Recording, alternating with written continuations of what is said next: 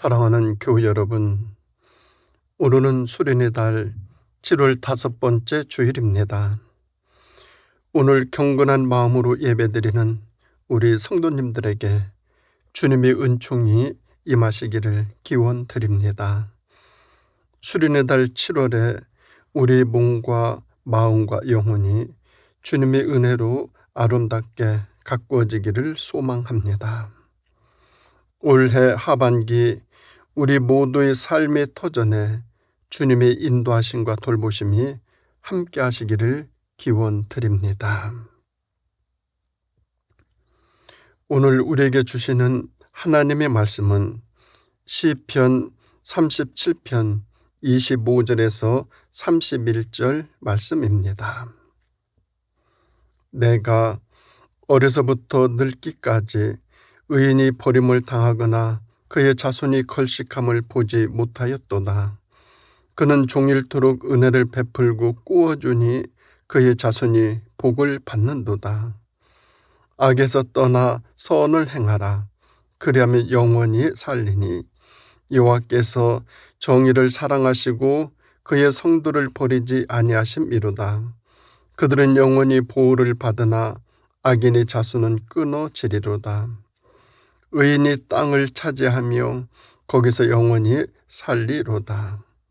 의인의 입은 지혜로우며 그의 혀는 정의를 말하며 그의 마음에는 하나님의 법이 있으니 그의 걸음은 실족함이 없으리로다. 아멘. 오늘 말씀의 제목은 의인의 자손입니다. 우리 주변에는 우리에게 에너지를 주는 사람과 빼앗는 그런 사람들이 있습니다. 에너지를 주는 사람은 우리에게 용기와 희망을 불어넣으나 반대로 우리를 열등한 존재로 느끼게 하는 사람은 에너지를 빼앗는 그런 사람입니다. 세상에는 엄청난 열정의 에너지를 소유한 사람들이 있습니다. 우리는 그들과 가까이 하여야 합니다. 그들과 함께하면 무엇인가를 해낼 것 같습니다. 우리는 이러한 사람들을 찾아내고 그들과 함께할 시간을 만들어야 합니다.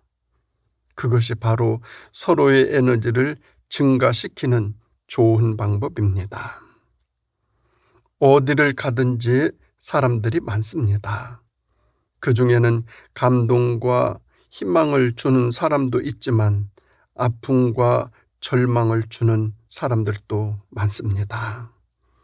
어떤 사람들과 함께 하느냐에 따라서 인생이 달라집니다. 믿음의 사람 다윗은 하나님을 잘 경외하였습니다. 그래서 하나님의 특별한 사랑과 축복을 받았습니다. 다윗은 의로운 삶을 살았고 의로운 사람들과 함께 하였습니다. 세상에는 돈이나 권력이나 인기나 인물이나 재능이나 많은 것을 누리는 그런 사람도 많지만 가장 아름다운 사람은 의로운 사람입니다. 이 의로운 사람들과 그의 자손들은 하나님으로부터 어떠한 은혜를 잊게 될까요? 첫째는 버림을 당하지 않습니다. 유명한 설교가인 스펄전은 하나님의 때는 아무도 모릅니다. 그러나 하나님은 당신의 때에 이르게도 오시지 않고 늦게도 오시지 않는다라고 하였습니다. 그러므로 성도는 하나님의 때를 기다려야 합니다. 세상에 관영한 죄악과 악인의 창궐함에 대해 성도는 불평을 터뜨려서도 안 됩니다. 왜냐하면 악인의 번성함은 잠깐 있다가 없어지는 안개처럼 속히 사라질 것이기 때문입니다. 그러므로 성도는 믿음으로써 하나님의 의로운 통치를 대망하여야 합니다. 참된 신앙은 두려워하거나 조급증을 부리지 않고 끈기 있게 하나님의 음성과 때를 기다려야 합니다. 하나님은 결코 믿음으로 사는 의로운 백성을 버리지 않으십니다. 우리들이 자녀들이 여러 가지로 부족하지만 부모가 버리지 않는다는 확신, 이 확신은 있습니다. 부모가 언제 버릴지 모른다는 두려움이 있다면 자녀들은 결코 행복하지 못할 것입니다. 세상의 모든 것이 우리를 버릴지라도 결코 하나님은 우리를 버리지 않으십니다. 가장 어려울 때라도 우리를 안고 업고 품으십니다. 끝까지 책임지시고 사랑하십니다. 미국 보스턴의 지하 병동에 한 소녀가 격리 수용되어 있었습니다. 이 소녀는 마음의 어둠 때문에 심한 정신병을 앓아서 사람들이 다가오면 괴성을 지르고 사납게 독서를 퍼부었습니다. 의사들은 온갖 노력을 기울였지만 결국 회복 불가능이라는 진단을 내렸습니다. 부모도 아이를 포기해버리고 면회조차 가지 않았습니다. 그 누구도 이 소녀에게 관심을 보이지 않았습니다. 회복 불가능이라고 낙인까지 찍혔습니다. 그때 은퇴한 늙은 간호사가 소녀에게 가까이 다가갔습니다. 그리고 예수님을 전하기 시작하였습니다. 부모조차 포기한 아이였지만 간호사는 6개월 동안 끊임없이 주님의 사랑을 전했습니다. 그러자 소녀의 마음에 변화가 찾아왔습니다. 마음속 어둠이 걷히고 서서히 세상을 향해 문을 열기 시작했습니다. 그리고 마침내 회복 불가능이라던 정신질환마저 완전히 치료되었습니다. 마음의 빛을 찾은 소녀는 자신과 같은 정신질환으로 고통받는 사람들을 위해 헌신하기로 결심했습니다.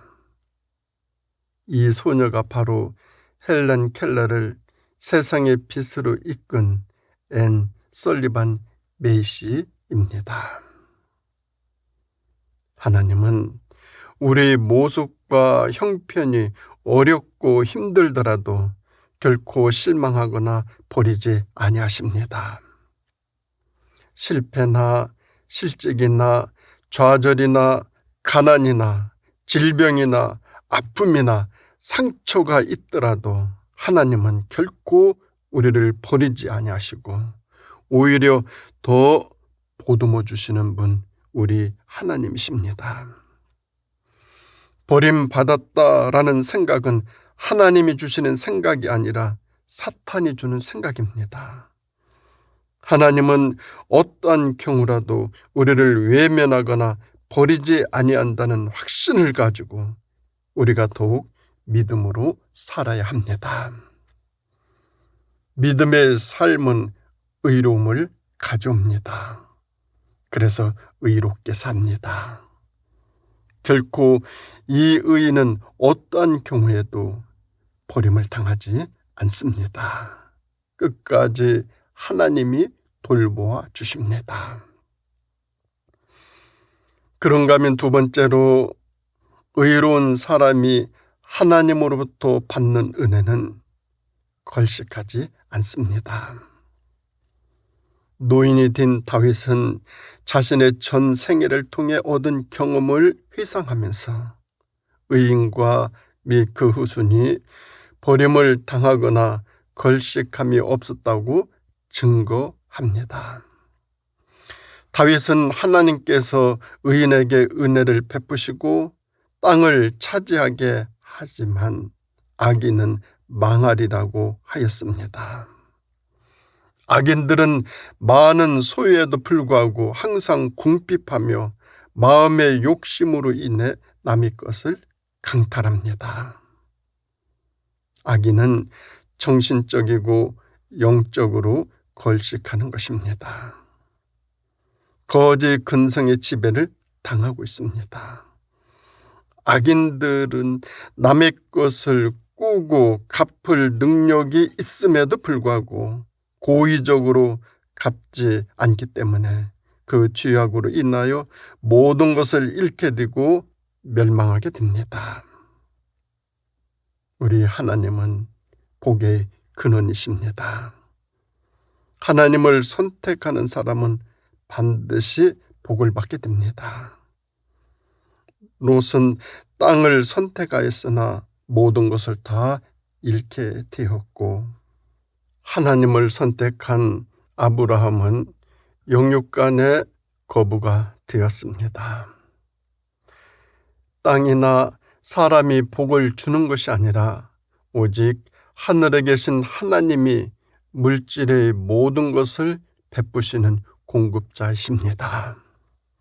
하나님을 믿을 때 의롭게 살 수 있고 풍요롭게 살 수 있습니다. 하나님을 잘 섬기는 의인의 삶을 살면 하나님이 가난과 질병과 여러 가지 잡동사니를 물리쳐 주십니다.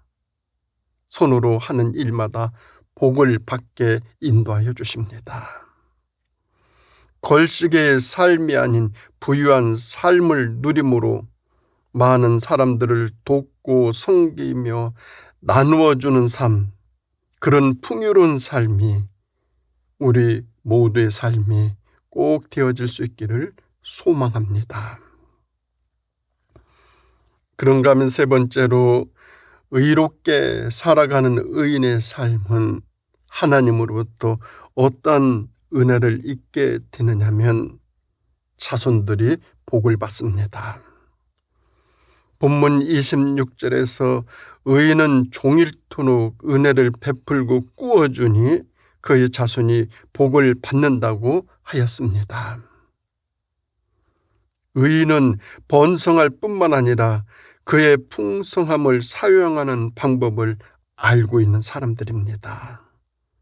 꾸어주는 일은 사업의 수단이 아니라 빈핍한 자를 돕는 방편입니다. 가난한 자를 돕는 것은 하나님께 꾸어 드리는 것입니다. 이에 대하여 하나님은 풍성하게 갚아주십니다. 의인들은 자신이 받은 은혜를 남들에게 베풀어 주므로 그 자손이 더욱 큰 복을 누리게 됩니다. 하나님께서는 의인의 자손들이 절대적인 빈곤에 있지 않도록 그 필요를 하나님의 방법으로 공급해 주십니다. 은혜를 입은 경건한 의인들은 그 은혜에 감사하여 받은 것을 이웃에게 베풀므로 그 후손들이 조상의 선행을 본받아 계속 복을 누리게 됩니다. 선순환이 이어지는 것입니다. 우리는 자손에게 꾸어주는 삶을 물려주어야 합니다. 의인들의 후손이 복을 받는다는 사실은 하나님의 약속이요 시편 전체를 통해 흐르고 있는 아주 큰 주제입니다. 다윗은 이 약속이 실현되는 모습을 보았기 때문에 악에서 떠나 선을 행하라는 구체적인 삶의 원리를 제시하였습니다. 하나님을 신뢰하고 선을 행하는 자는 영영이 고하는데 이것은 땅에서도 형통하지만 영원한 구원을 얻게 된다는 뜻입니다.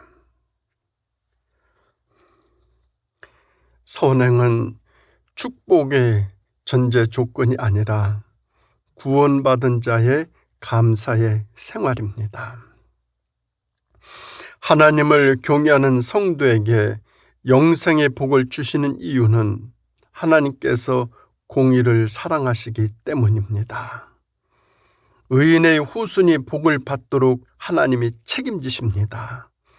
하나님을 잘 섬기는 일은 내가 잘 사는 길이고 후손들이 복을 받는 길입니다.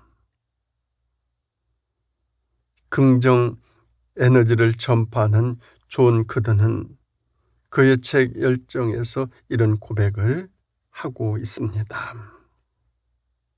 용서하라. 당신에게 상처를 준 사람, 그리고 당신을 배신한 사람, 당신을 잘못된 길로 이끈 사람들에 대한 분노를 버려라. 이런 나쁜 에너지들이 당신을 가득 채우지 못하게 하라. 부정적인 에너지는 당신을 내리누르고 좋은 에너지가 들어오는 것을 막는다. 내가 어렸을 때 부모님은 이혼을 했습니다. 아버지는 재혼을 했고 새 가족이 아버지 인생에서 우선순위를 차지했습니다. 이혼은 모든 가족 구성원에게 상처를 줍니다. 특히 나와 형이 받은 상처는 큽니다. 성장하는 동안 내 안에는 분노와 적개심이 차올랐습니다. 이 감정은 어른이 되어서까지 이어졌습니다. 나는 먼 곳으로 이사를 했고 9년 동안이나 아버지를 만나지 않았고 아버지와 나는 서로 말도 하지 않았습니다. 아버지는 내 결혼식에도 참석하지 않았습니다. 그렇게 세월이 흘렀습니다. 그러던 어느 날 형과 대화하며 난 내가 여태껏 얼마나 분노에 찬 세월을 살았는지 깨달았습니다. 이 감정을 버리지 아니하면 난 결코 내가 원하는 사람이 될 수 없으리라는 그런 사실을 알게 되었습니다. 바로 그날 난 아버지를 용서하기로 마음먹었습니다. 아버지에게 전화를 걸었고 아버지는 자신이 한 실수를 인정하셨습니다. 나는 아버지가 두 가정 사이에서 얼마나 힘든 세월을 보냈는지 짐작할 수 있었습니다. 한 달 후 딸을 데리고 아버지를 찾아갔고 난 어깨에서 무거운 짐을 내려놓은 것 같았습니다. 용서는 상대를 위해 하는 것이 아닙니다. 자기 자신을 위해 용서하는 것입니다. 용서하면 마음은 평화로워지고 사랑으로 가득 차며 기쁨이 찾아옵니다. 용서하면 삶에서 부정적인 에너지를 깨끗이 몰아내고 그 빈자리에 긍정의 에너지로 채울 수 있게 됩니다. 이제부터는 인생의 희생양이 되지 말고 인생의 행복을 스스로 만들어 나가시기 바랍니다. 믿음과 선행은 내가 복받는 길이며 또한 후손들이 복을 받게 될 것입니다. 우리 누구나 우리 자손들이 잘 되기를 바랍니다. 그 비결은 내가 하나님을 잘 섬기는 의로운 사람이 되는 것입니다. 그리하면 반드시 하나님이 보호하시고 책임지시고 축복해 주십니다. 사랑하는 우리 성도 여러분, 어떠한 경우라도 정말 어떠한 경우라도 의로운 사람이 되시기 바랍니다. 그리하면 버림을 당하지 않습니다. 걸식하지 않습니다. 자손들이 영원토록 복을 받게 될 것입니다. 이 은혜와 축복이 우리 모두에게 영원토록 함께 할 수 있기를 주님의 이름으로 축원드립니다. 기도드리겠습니다. 사랑의 하나님 아버지, 저희들 우리 자손들이 잘 되기를 간절히 원합니다. 먼저 나 자신이 하나님을 잘 믿음으로 의로운 사람이 되어 하나님께 꾸어 드리는 그런 삶 살아가면서 이 세상에서 선행과 견고한 믿음으로 아버지 하나님이 살라 하시는 삶, 바르게 의롭게 살아가는 인생, 그 인생을 살아갈 수 있도록 인도하여 주시옵소서. 부족하고 연약하지만 아버지 하나님이 원하시는 그 삶을 올바른 믿음으로 잘 감당하여 우리 자손들이 만만대 복을 받는 복된 우리 후손들 다 되어질 수 있도록 복내려 주시기를 예수님의 이름으로 간절히 기도드립니다. 아멘.